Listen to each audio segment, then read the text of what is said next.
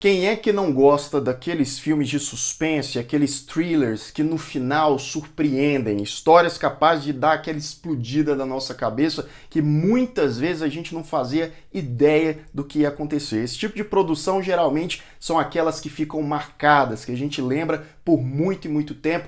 É por isso que hoje eu selecionei 5 filmes com finais assim, então fica ligado.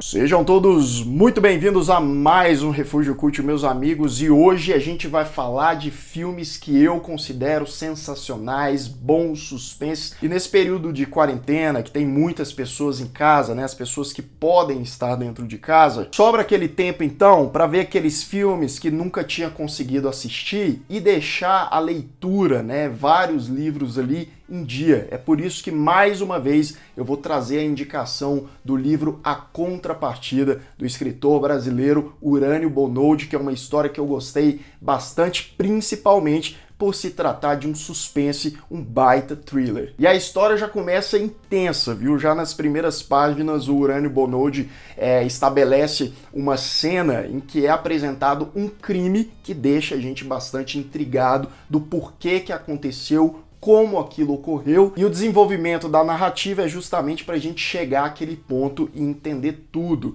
né? A gente segue o Tavinho, que desde criança tem uma vida problemática, teve perdas na vida, né? Tem as suas limitações, e para ajudar um pouco o garoto, ele acaba consumindo um elixir que supostamente vai resolver e melhorar a situação dele, e é claro que para ele ter essa facilidade e as escolhas que ele vai tomando a partir daí, obviamente tem consequências, tem contrapartidas, e o preço que o Tavinho vai pagar não é nada baixo. Entre as temáticas do livro, você pode esperar aí crimes, né, assassinato, misticismo e um estudo de caráter, ética, moral, estudo do personagem. E um fator fundamental para a leitura desse livro é a escrita do Urânio Bonoldi, né, que é bastante fluida, é um negócio fácil de absorver. Com certeza é aquele tipo de leitura que você vai ler ali dezenas de páginas numa noite só, porque a história definitivamente vai te envolver do início até o fim. Então corre aqui no primeiro link da descrição, conheça mais sobre o livro A Contrapartida e já garanta a sua edição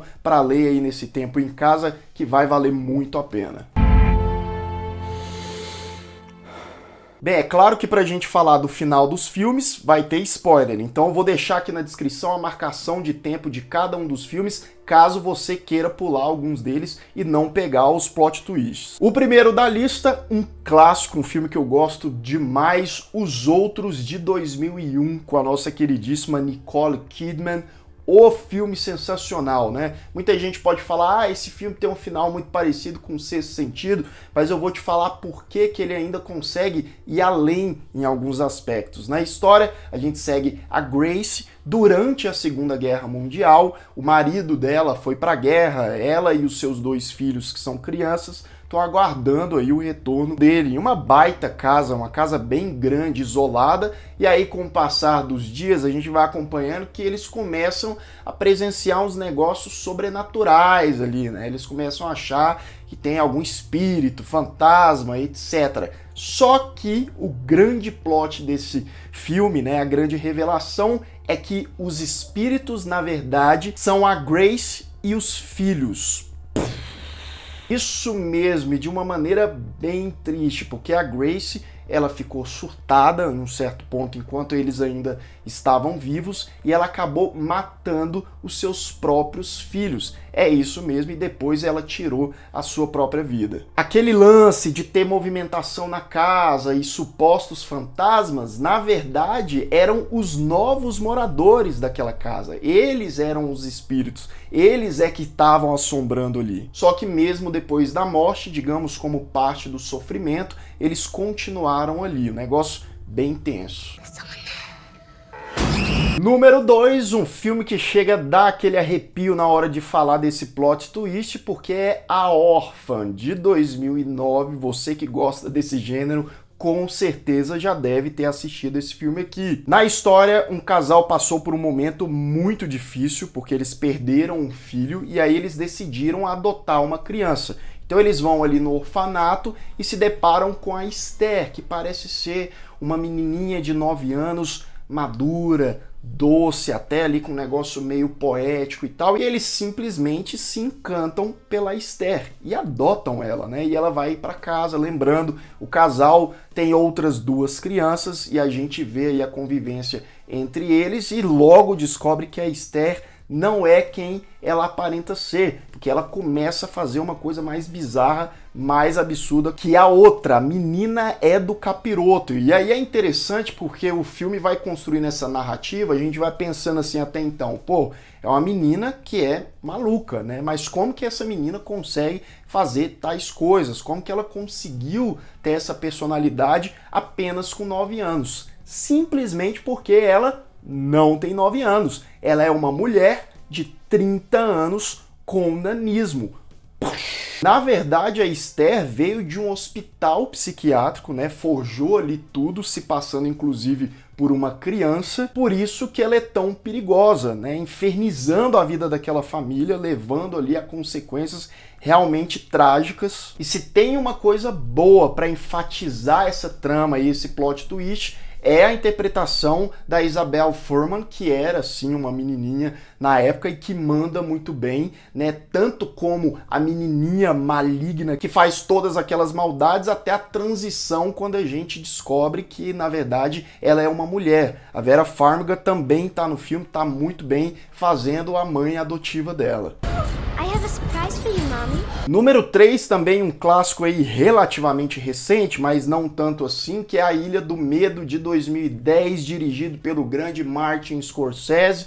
No elenco aí, Leonardo DiCaprio, que tá sensacional nesse papel aqui, e o Mark Ruffalo também tá muito bem. Aqui o Leléo faz um detetive que é mandado para uma ilha onde tem um hospital psiquiátrico para investigar um paciente que simplesmente desapareceu. E aí o detetive, dia após dia, vai adentrando ali a rotina do hospital psiquiátrico e ele vai suspeitando que tem algo errado, que eles vão fazendo ali experiências ou coisas do tipo com os pacientes. Só que aí lá no final o que acontece? É revelado pro personagem do detetive que ele não é detetive coisa nenhuma, que na verdade ele já é um paciente daquele hospital psiquiátrico há 2 anos e tudo aquilo era um mundo paralelo, era um outro personagem que ele tinha criado para tentar esquecer as coisas horríveis que aconteceram na vida da família dele, porque o que rolou? Na vida real dele, no passado, ele chegou em casa e a esposa dele tinha matado os filhos dele, isso mesmo, e aí depois ele surtou e acabou matando a mulher, ele não conseguiu lidar com isso e ficou completamente maluco, sendo enviado aí depois para esse hospital. Então, aquilo ali era uma forma meio que de um tratamento que eles estavam testando, né? O personagem do Mark Ruffalo, que parecia ser o parceiro dele, na verdade, era o médico responsável pelo personagem do Leonardo DiCaprio. Né, ele estava ali avaliando ele o tempo todo, para ver se daquela forma eles conseguiam algum resultado positivo para o cara, mas acabou falhando no fim das contas.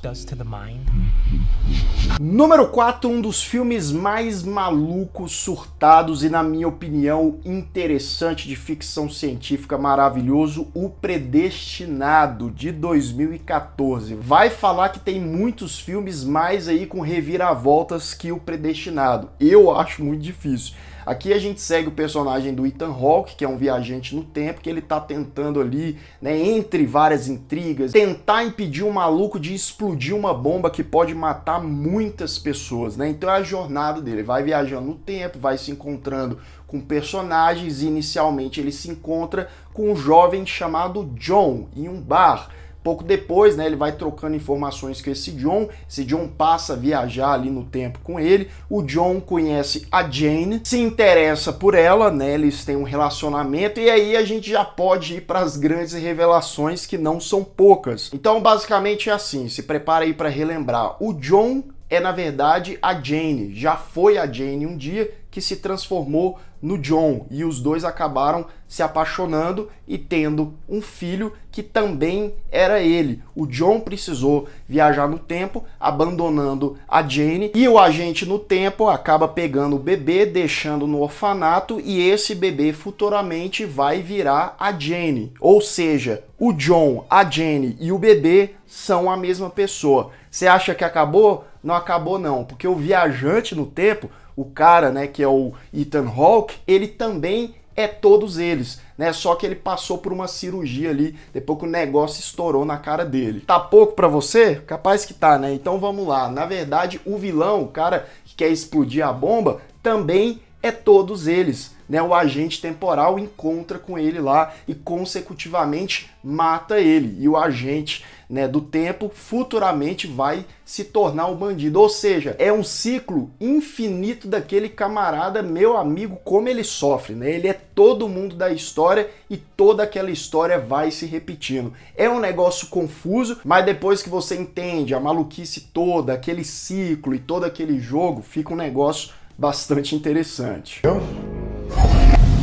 Número 5, agora tinha que trazer um coreano, né? Porque os coreanos são bons aí de plot twists e tal. Eu vou falar de Rastros de um Sequestro, de 2017, que tá lá na Netflix atualmente. Sei que nem todo mundo gostou desse filme, porque ele, né, às vezes é tão confuso, é tanta reviravolta, até parece um pouco predestinado, de um plot twist atrás do outro. Aqui, claro, numa pegada totalmente diferente, mas eu achei muito massa, que a gente segue uma família com dois irmãos, o mais jovem, o mais velho. O mais velho é sequestrado, passa um tempo fora, ele volta, e aí ele volta estranho, né? E aí o mais jovem passa a investigar o irmão e vê que definitivamente ele não é mais a mesma pessoa.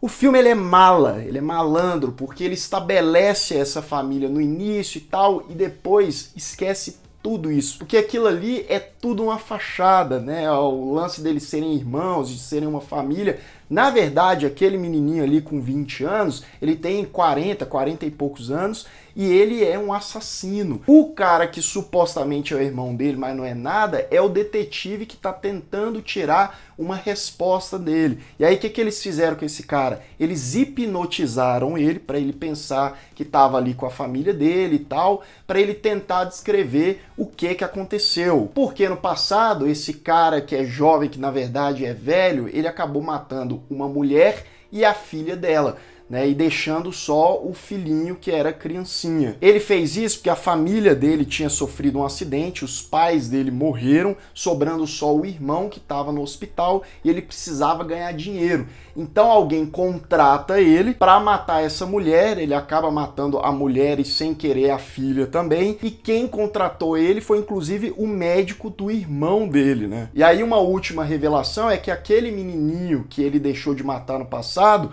se tornou aquele detetive que estava ali colado nele, querendo saber as respostas do caso da família. Ele queria saber principalmente quem tinha mandado matar a mãe e a irmã dele. Ele já tinha uma suspeita do próprio pai. E aí o menino, que na verdade é o assassino, né, ele ali com remorso, com dó do cara, acabou negando, falando que não, ele fez por conta própria. Só que o cara não acreditou na história e acabou tirando a própria vida depois. Bem, então é isso, meus amigos, 5 finais de filmes totalmente marcantes e surpreendentes, claro, esses na minha opinião e na sua. Você lembra de outros filmes aí que tiveram finais também assim, que te deixaram pensando e falando, não, isso não é possível, meu Deus do céu, tô passando mal? Deixa aqui nos comentários embaixo, espero que vocês tenham gostado dessa lista de hoje. Se você ainda não é inscrito aqui no canal, se inscreva aqui embaixo. Clique no sininho para receber todas as notificações e deixe o seu like que ajuda muito o Refúgio. Um grande abraço e até mais.